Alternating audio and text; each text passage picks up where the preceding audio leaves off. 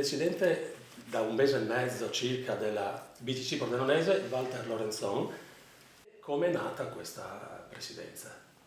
Ma allora, intanto la mia emozione è stata molto forte, anche se questo fa parte di un processo, di un percorso straordinario. Il senso di veder realizzato però la prima parte di questo progetto, perché è una tappa, sicuramente mi ha caricato di enormi responsabilità.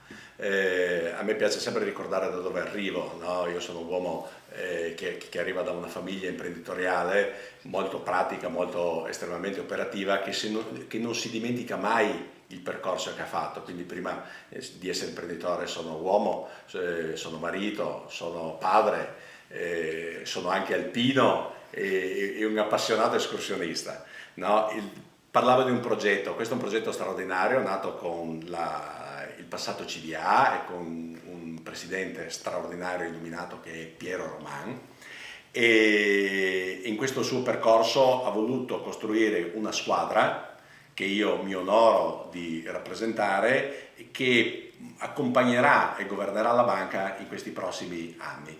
E una squadra straordinaria con 11 persone molto affiatate, per cui mi permetteranno di fare un lavoro veramente utile e straordinario per una banca che deve governare tempi non banali. Presidente, che cosa vuol dire essere banca del territorio? Ma allora, la definizione classica di essere banca del territorio è essere banca mutualistica del territorio. A me piace declinarla come una banca, un'azienda a conduzione familiare che ha 10.000 soci.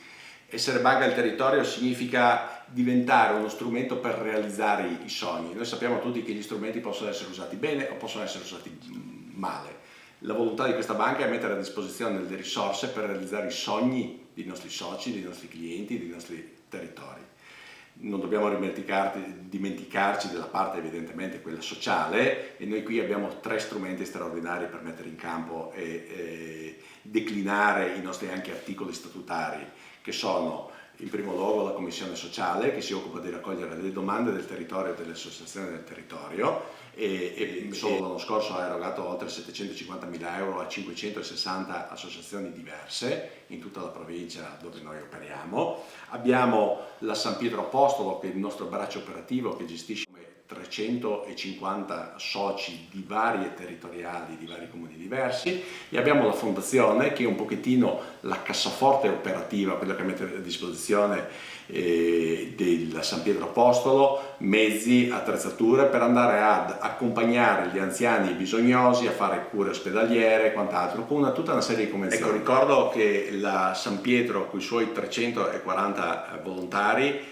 ha regalato al territorio oltre 17.000 ore di volontariato. Ecco Presidente, ci può dare qualche indicazione sul futuro della banca e un po' dell'economia del territorio? Beh, ecco, il futuro della banca per fortuna può presentarsi ricco di opportunità.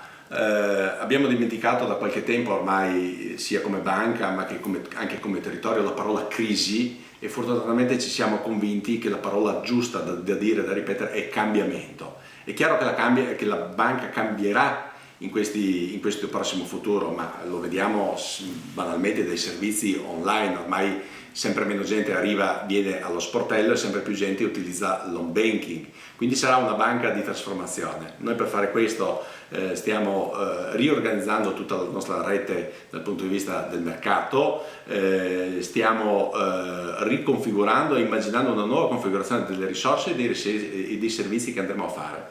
In un territorio come la provincia di Pordenone, dove sta perdendo punti di riferimento importanti, vediamo la provincia, vediamo la Camera di Commercio ed altri enti che forse spariranno, l'opportunità della banca è di diventare il punto di riferimento anche per nuove idee di modelli di business e di nuove possibilità anche a livello di imprenditori di riuscire a costruire, realizzare quei sogni di cui vi parlavo prima. Ecco, un'ultima domanda. Nei giorni scorsi il popolo inglese ha votato l'uscita dall'Unione Europea, quello ormai di cui si parla un po' tutti, questo famoso Brexit.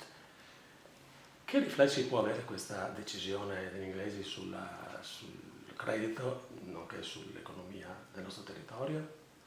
Ma io credo che certamente non avrà dei riflessi immediati. È un peccato che, secondo dal mio punto di vista, l'Inghilterra abbia deciso di uscire, perché quando decidi di uscire dal campo di gioco, in qualche maniera hai sempre perso. Diverso è se io decido di giocare la partita e voglio cambiare le regole.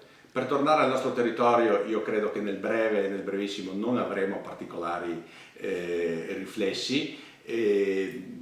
E soprattutto non li avranno certamente avuti i nostri clienti, perché non abbiamo dei clienti fortemente speculativi che sono esposti quindi a questo andamento molto pazzo, se vogliamo, dei mercati.